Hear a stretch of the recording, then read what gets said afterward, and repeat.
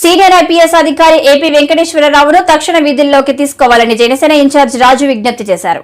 మంగళవారం చోడవరంలో ఆయన మాట్లాడుతూ రాష్ట్ర ప్రభుత్వం తనకు నచ్చని అధికారుల పట్ల గత ప్రభుత్వాల్లో తమకు అనుకూలంగా లేరనే ఒక నిరంకుశ ధోరణితో సాక్షాత్ సీనియర్ అధికారులను కూడా బాధపెట్టడం అనేది ఏబీ వెంకటేశ్వర గారి ఒక ప్రత్యక్ష ఉదాహరణ. 4.5 సంవత్సరాల నుండి వారిని అనేక రకాలుగా ఇబ్బందులు గురి చేస్తూ చివరికి నెలాఖరికి పదవి విరమణ చేయుచున్న వెంకటేశ్వరరావు గారు క్యాట్ నుంచి వారికి సంబంధించిన ఆర్డర్స్ తెచ్చుకున్నా కూడా ఇప్పుడున్న చీఫ్ సెక్రటరీ జవహర్ రెడ్డి గారు వారికి అపాయింట్మెంట్ ఆర్డర్స్ ఇవ్వకపోవడం చాలా చాలా దురదృష్టం. ఒక వ్యవస్థలో అంత సీనియర్ ఐఏఎస్ ఐపీఎస్లే ఇలా అయిపోతే అసలు ఈ వ్యవస్థని ఎలా ముందుకు తీసుకెళ్తాం? ప్రజాస్వామ్యంలో అసలు విలువలు పెరగాల్సిన విలువలు ఇంత దిగజారిపోతున్నాయి ప్రభుత్వంలో. సాక్షాత్తు చీఫ్ సెక్రటరీ అంటే రాష్ట్రానికి అధికార గణానికి పెద్దదిగా ఉండాల్సిన మనిషే ఈ రకంగా వారికి అపాయింట్మెంట్ ఆర్డర్స్ ఇవ్వకుండా పోస్టింగ్ ఆర్డర్స్ ఇవ్వకుండా బాధ పెట్టడం చూస్తే ఇంకెవరు నమ్మాలి ప్రజలు? ఆయన కూడా 2-3 నెలలు రిటైర్ అయ్యే చీఫ్ సెక్రటరీ కూడా ఈ స్థాయిలో వారి అధికారం దుర్వినియోగం చేయడాన్ని తీవ్రంగా ఖండిస్తున్నాను. తక్షణమే ఏబీ వెంకటేశ్వర గారికి అపాయింట్మెంట్ ఆర్డర్స్ ఇవ్వాలి. వారు ఏదైనా తప్పు చేసి ఉంటే విచారణలు ఉంటాయి, కోర్టులు ఉంటాయి, శిక్షలు ఉంటాయి. కానీ మీ అధికారాన్ని అడ్డుపెట్టుకుని ఒక అధికారిని బలి చేయడం అనేది చాలా తీవ్రంగా గర్హనీయం. ఇది చాలా చాలా విచారకరం. ప్రజాస్వామ్యంలో ఏ వ్యవస్థ కూడా సక్రమంగా నడిస్తేనే ప్రజలు మంచి జరుగుతుంది. కానీ ఈ రకంగా సీనియర్ అధికారులను కూడా బాధపడే ప్రక్రియని జనసేన పార్టీ అతి తీవ్రంగా ఖండిస్తుంది. ఇమ్మీడియట్గా ఏబీ వెంకటేశ్వర గారు ఈ నెలాఖరికి పదవి విరమణ చేస్తున్నారు కాబట్టి వారు వెంటనే తిరిగి విధుల్లోకి తీసుకుని వారిని సక్రమంగా పదవి విరమణ చేసినట్టు చూడాల్సిన బాధ్యతని చీఫ్ సెక్రటరీ తీసుకోవాలని గట్టిగా డిమాండ్ చేస్తున్నాను.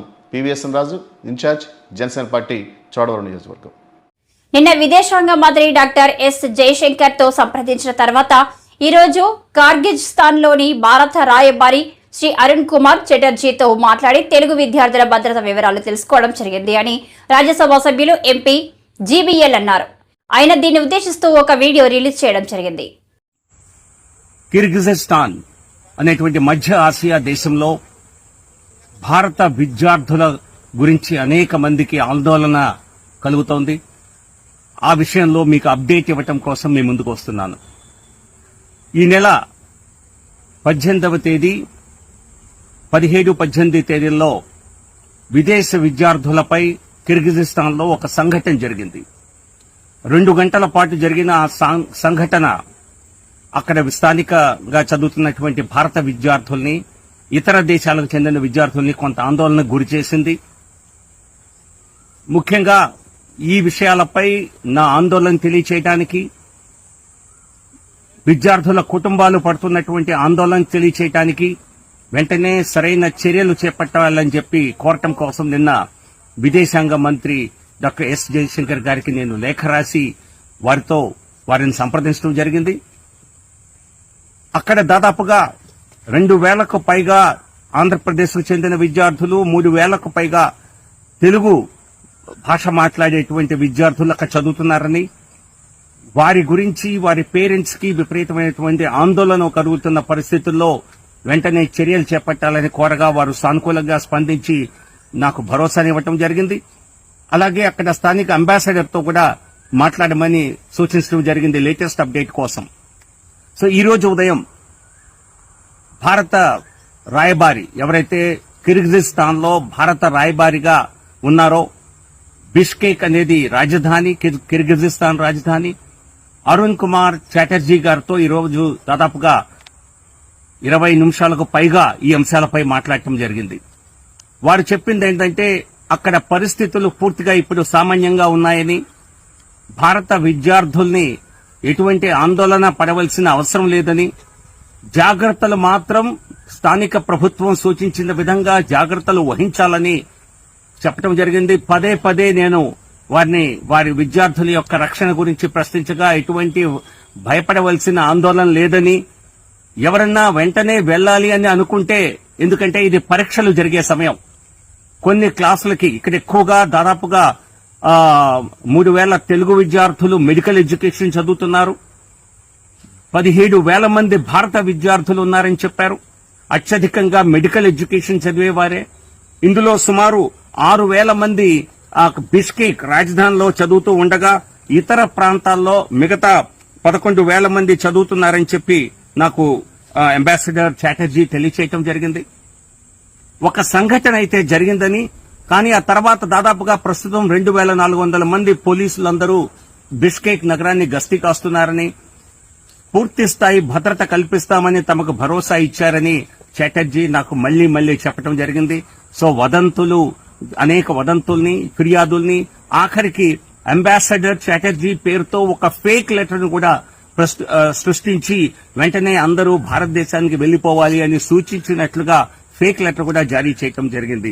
అందరికీ, విద్యార్థులకి, వారి తల్లిదండ్రులకి నేను ఇచ్చే సూచన ఒక్కటే: భారతదేశ ప్రభుత్వం నరేంద్ర మోదీ గారి హయాంలో భారత నాగరికుల రక్షణ విషయంలో ప్రపంచంలో ఎక్కడైనా మరి అత్యంత సున్నితంగా స్పందించింది భారత ప్రభుత్వం మాత్రమే. విదేశాంగ మంత్రి డాక్టర్ ఎస్ జయశంకర్ కూడా ఇటువంటి అనేక సందర్భాల్లో సరైనటువంటి నిర్ణయాలు చేసి అందరినీ కాపాడిన రికార్డ్ మా ప్రభుత్వానికి ఉన్నది. కాబట్టి దయచేసి కేంద్ర ప్రభుత్వం ఆంధ్రప్రదేశ్ లో జరిగిన సార్వత్రిక ఎన్నికల్లో ఎవరికెన్ని ఓట్లు, బిల్లుల చెల్లింపులకై జగన్మోహన్ రెడ్డి ఆడుతున్న జగన్ నాటకం మరియు పలు ఇతర ముఖ్య అంశాలపై ఉండి నియోజకవర్గ తెలుగుదేశం పార్టీ ఎమ్మెల్యే అభ్యర్థి రఘురామకృష్ణరాజు మాట్లాడుతూ, అలాగే పురుషులు తీసుకుందాం. పురుషుల్లో సంక్షేమ పథకాల లబ్ధిదారులు అంటే స్ట్రీట్ వెండర్స్ కావచ్చు, ఆటో వాళ్ళలు కావచ్చు, బీసీల్లో చేతి వృత్తుల వాళ్ళు కావచ్చు, ఏదైనా డైరెక్ట్గా సంక్షేమ పథకాల లబ్ధిదారులు 50 లక్షల మంది. ఇందులో నేను 50-50 వేస్తున్నా. వైసీపీకి 25 లక్షలు, ఎన్డీఏకి 25 లక్షలు. ఎందుకు వేస్తున్నానో చెప్తా. ఏ పథకాలకి లబ్ధిదారులు కాని పురుష ఓటర్లు 1,14,00,000. ఇందులో వైసీపీకి 44, కూటమికి 70 లక్షలు. ఎక్కువ ఉంటుంది, అన్నీ తగ్గించేస్తున్నా. సో మొత్తం పురుష ఓటర్లు వైసీపీకి 69 లక్షలు, కూటమికి 95 లక్షలు. వెరసి వైసీపీకి 1 కోటి, మొత్తం పురుషులు స్త్రీలు కలిపి 1,49,00,000 వైసీపీకి, 1,84,00,000 కూటమికి. ఇది తక్కువ వేసుకుంటే, అంటే మా కూటమిని మేము తగ్గించుకొని, తనకు తాను తగ్గించుకున్నవాడు హెచ్చింపబడుదుడు అని చెప్పి బైబిల్లో చెప్పినట్టు మమ్మల్ని మేము మాకు పడిన ఓట్లు తగ్గించుకొని జగన్మోహన్ రెడ్డికి పడిన ఓట్లు కాస్త పెంచితే ఇది 1,49,00,000 పేదవాడికి, విమానంలో 6 నెలల పేదవాడికి, అలాగే ఎన్డీఏకి 1,84,00,000. డిఫరెన్స్ ఎంత? ఇదొక 34, 35 లక్షల ఓట్లు డిఫరెన్స్. గతంలో జగన్మోహన్ రెడ్డికి 151 స్థానాలు వచ్చినప్పుడు పడిన ఓట్ల డిఫరెన్సు 31. ఇది 34 లీస్ట్గా మనం వేసుకుందాం. అంటే 31 లక్షల ఓటు డిఫరెన్స్ వస్తేనే మరి అతనికి 151 సీట్లు వస్తే, అదే ప్రాతిపదికను తీసుకుంటే ఆ 151 అయితే ఇంకా 4 లక్షలు ఎక్కువ ఉన్నా కూడా ఆ 151 అయితే ఖచ్చితంగా వచ్చి తీరాలి. ఇది ఒక పెసిమిస్టిక్ క్యాల్కులేషన్. అసలు ఇది కాక ఆ పురుషుల్లో ఆ మాత్రం ఓట్లు కూడా ఎందుకు పడవు అని నేను అంటున్నానంటే, జగన్మోహన్ రెడ్డికి ఒక సామాజిక వర్గం కొమ్ము కాసింది, మత ప్రాతిపదికన కొందరు కొమ్ము కాశారు. ఆ వర్గాల్లో అతనికి కొంత పర్సెంటేజ్, బట్ వాళ్ళందరూ కూడా ఎక్కువ ఇందులోనే కవర్ అయ్యారు. ఉద్యమం చేస్తున్నామనే కారణంతో స్టీల్ ప్లాంట్ యాజమాన్యం కక్ష కట్టిందని సిఐటియు అధ్యక్షుడు అయోధ్యరాం విమర్శించారు.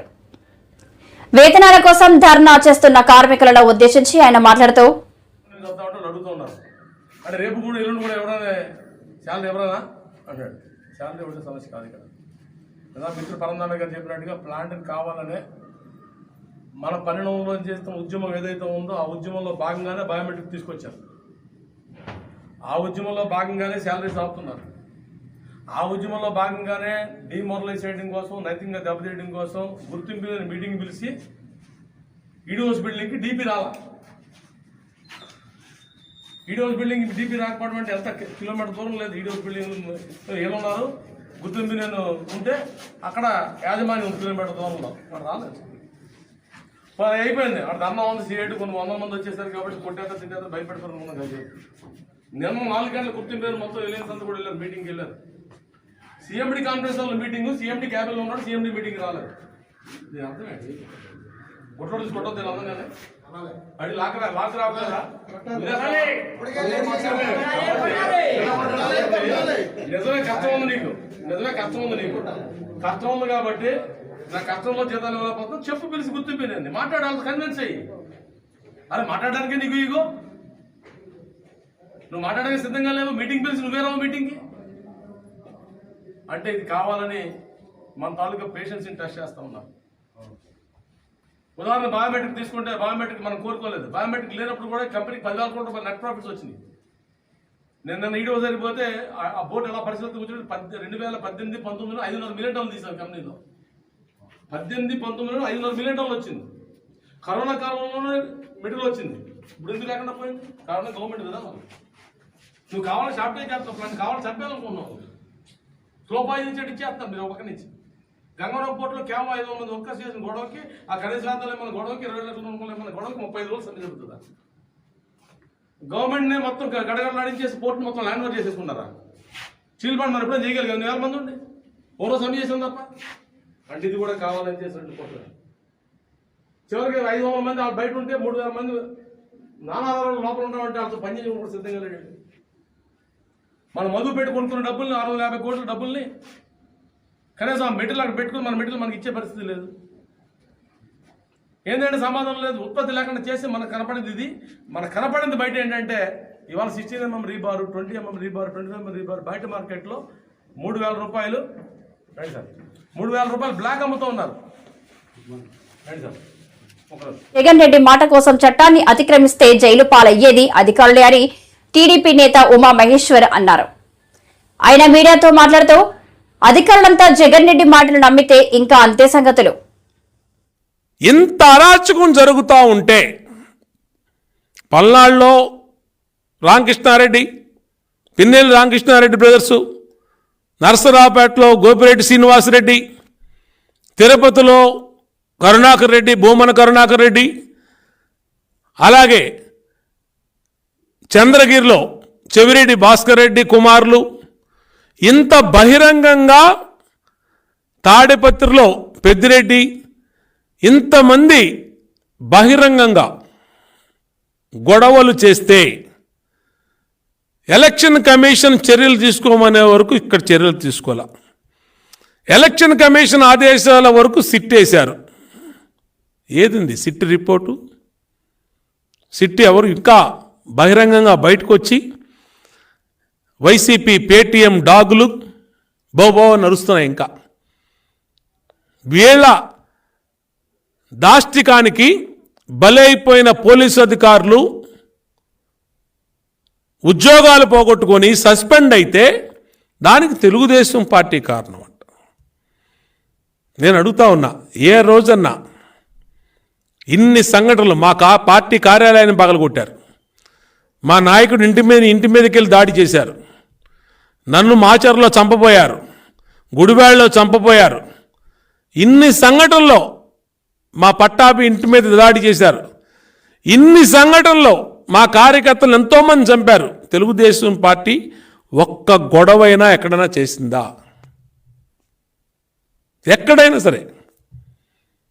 అలాంటిది ఇవాళ మా మీద దాడులు చేసి, మా పార్టీ కార్యాలయం మీద దాడి చేసి, మా పార్టీ కార్యాలయంలో ఉన్న వాళ్ళ మీద కేసులు పెట్టారు. మా నాయకుడి ఇంటి మీద దాడి చేసి, మా నాయకుడి ఇంటి మీద ఉన్న ఇంటి దగ్గర ఉన్న వాళ్ళ మీద కేసులు పెట్టారు. మాచర్లో నన్ను చంపపోయి నా మీద కేసు పెట్టారు. గుడివాడలో నన్ను చంపపోయి నా మీద కేసు పెట్టారు.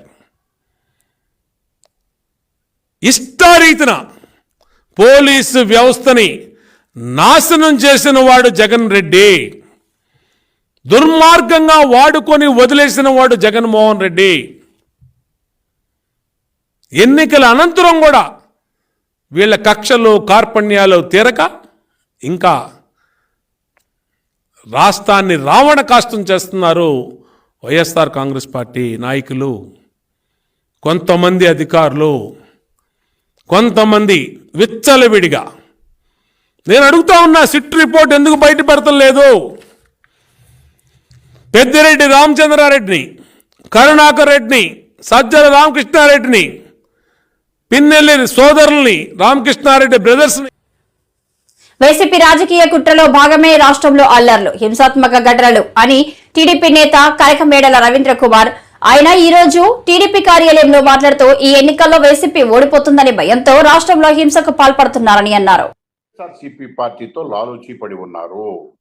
ఆ విధముగానే ఎన్నికలకు ముందుగా ఆఫీసర్లని, వాళ్ళకి కావాల్సిన ఆఫీసర్ని వాళ్ళు నియమించుకుని ఉన్నారు. దాని ఫలితం వీటన్నిటినీ కూడా చీఫ్ సెక్రటరీ గారు మానిటర్ చేశారు, డీజీపీ గారు పథకాలు వేశారు, మిగతా అధికారులు వాళ్ళ కనుసన్నల్లో ఉండే అధికారులతో పకడ్బందీగా వాళ్ళ వ్యూహాన్ని రచించడం కోసం సిద్ధమయ్యారు.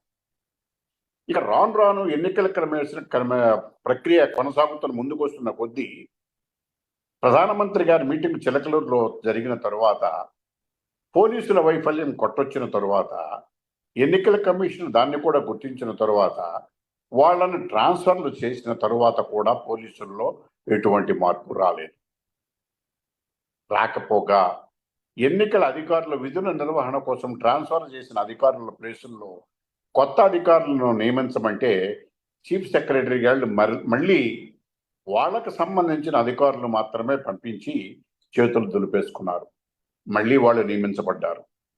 కొంతమంది మంత్రులు, వారి సలహాదారు, ముఖ్యమంత్రి గారి సలహాదారులు వాళ్ళు చెబుతున్నది ఏమిటంటే, ఎక్కడైతే పోలీసు అధికారులు మార్చారో అక్కడ గొడవలు అయినాయి అని. అంటే దీన్ని బట్టి అర్థమవుతున్నది ఏంటంటే, మేము అందరు అధికారులు ఉంటే అసలు గొడవలు కూడా బయటికి రాకుండా మేము ఎన్నికలు నిర్వహించేవాళ్ళం. ఈ అధికారులను మార్చినందువల్ల గొడవలు బయటకు వచ్చినాయి, ఇది కూడా మార్చకుండా ఉంటే బాగుండేది అనేటటువంటిది వాళ్ళ ఆలోచన. అది ఒక భాగం. రెండో భాగం, ఎన్నికలలో ముఖ్యమంత్రి గారి సలహాదారులు, మంత్రులు, ముఖ్యమంత్రి గారితో సహా చీఫ్ సెక్రటరీ గారు, ఇంటెలిజెన్స్ డీజీ గారు, అలాగే డీజీపీ గారు వీళ్ళందరూ కలిసి ఒక వ్యూహరచన చేశారు. ఆ వ్యూహరచన ఏమిటంటే, ఎన్నికల దగ్గరికి వచ్చినప్పుడు ప్రధానమంత్రి గారు, కేంద్ర హోంమంత్రి గారు వీళ్ళందరూ కూడా ఎన్నికల ప్రచార కార్యక్రమంలో పాల్గొని, రక్షణ మంత్రి గారు ప్రచార కార్యక్రమాల్లో పాల్గొని రాష్ట్ర ప్రభుత్వం యొక్క అవినీతిని, ఇతర విషయాలని అన్నింటినీ ఎండగట్టారు. ప్రజల నుంచి అనూహ్యమైన స్పందన వచ్చింది. ఈ స్పందన చూసిన తరువాత వాళ్ళందరూ కూడా ఈ ఎన్నికలలో ఇక మనం గెలవలేము కనుక ఏదో ఒక రకమైన పథకం, వ్యూహరచన చెయ్యాలి అనే ఆలోచనకి అధికార పార్టీ యంత్రాంగం అంతా వచ్చింది. అధికార పార్టీ యంత్రాంగం యొక్క ఆలోచనలకు అధికారులు, కొంతమంది పోలీసులు, కొంతమంది అధికారులు సై అన్నారు.